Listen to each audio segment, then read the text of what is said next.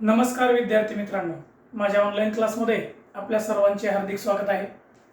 आज आपण बुद्धिमत्ता आणि गणित या विषयातील महत्त्वाचा घटक म्हणजे त्रिकोणी संख्या.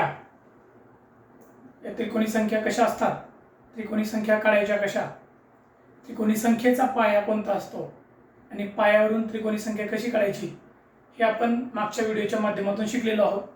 आज आपण त्रिकोणी संख्या या घटकावर कोणकोणत्या प्रकारचे प्रश्न येतात त्याचे काही नमुना प्रश्न या ठिकाणी सोडून पाहणार आहोत.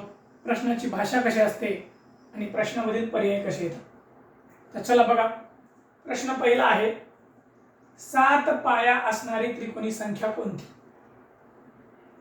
बघा प्रश्न कसा आहे, 7 पाया असणारी त्रिकोणी संख्या कोणती. हाच प्रश्न वेगळ्या प्रकारे विचारला जाऊ शकतो. पहिल्या 7 नैसर्गिक संख्यांची बेरीज किती. म्हणजे 1 ते 7 या संख्यांची बेरीज किती, म्हणजेच 7 पाया असणारी त्रिकोणी संख्या कोणती. हे दोन्ही प्रश्न सारखेच आहे.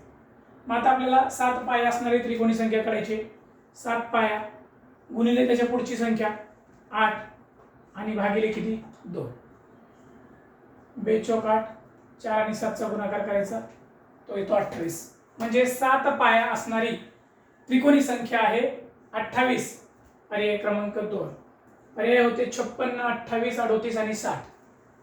तर याच्यामधला पर्याय क्रमांक 2 हे अचूक उत्तर आहे.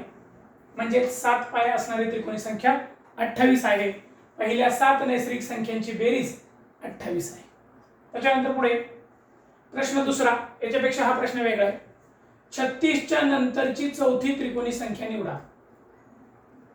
बघा 36 ही त्रिकोणी संख्या दिलेली आणि या त्रिकोणी संख्येच्या नंतरची येणारी चौथी त्रिकोणी संख्या कोणती.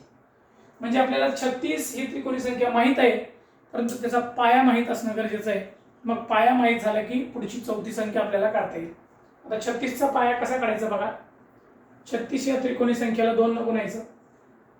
36 आणि 2 चा गुणाकार येतो 72. 72 ही संख्या 2 क्रमवार संख्येच्या गुणाकारात लिहायची. 8 9 72, 9 8 72, 8 9 72. याच्यातली जी लहान संख्या असते ती असते पाया. हा एक प्रकार आहे काढण्याचा. त्याच्यानंतर 72 या संख्येच्या मागची जवळची वर्गसंख्या आहे 64 आणि या 64 चं वर्गमूळ आहे 8. म्हणजेच 36 या त्रिकोणी संख्येचा पाया किती आहे 8 आहे. मग उत्तर 8 पाया काढण्याचं नव्हतं आपलं. 36 च्या नंतर येणारी चौथी त्रिकोणी संख्या आपल्याला काढायची होती.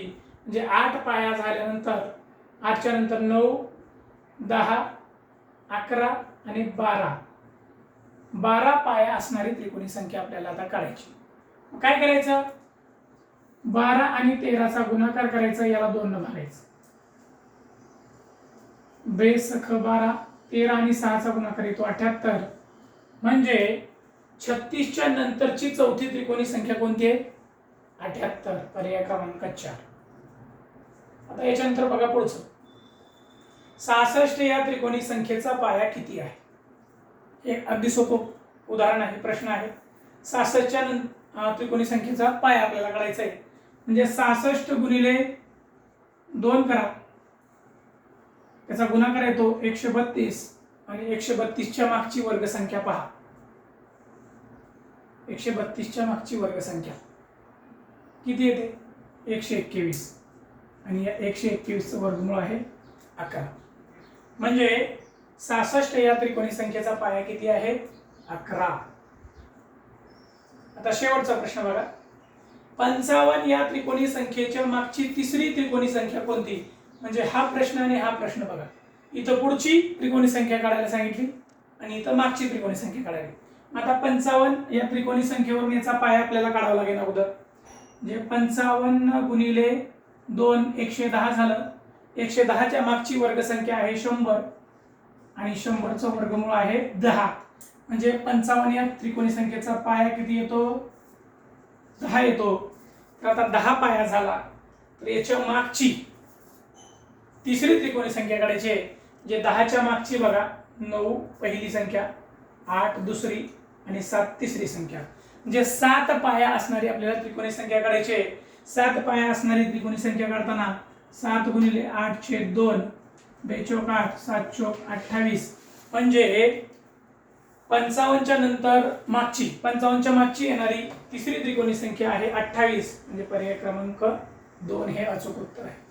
अशा प्रकारे तुम्हाला पाया दिल्यानंतर त्रिकोणी संख्या कशी काढायची, त्रिकोणी संख्या दिल्यावर पाया कसा काढायचा, त्रिकोणी संख्या दिल्यावर पुढच्या त्रिकोणी संख्या कशा काढायच्या, त्रिकोणी संख्या दिल्यावर मागच्या त्रिकोणी संख्या कशा काढायच्या, किंवा दिलेल्या नैसर्गिक संख्यांची बेरीज कशी काढायची, हे या त्रिकोणी संख्यामध्ये येणारे महत्त्वाचे प्रश्न आहेत. असे प्रश्न स्पर्धा परीक्षेमध्ये येतात, फक्त थोडी भाषा बदल होऊ शकते.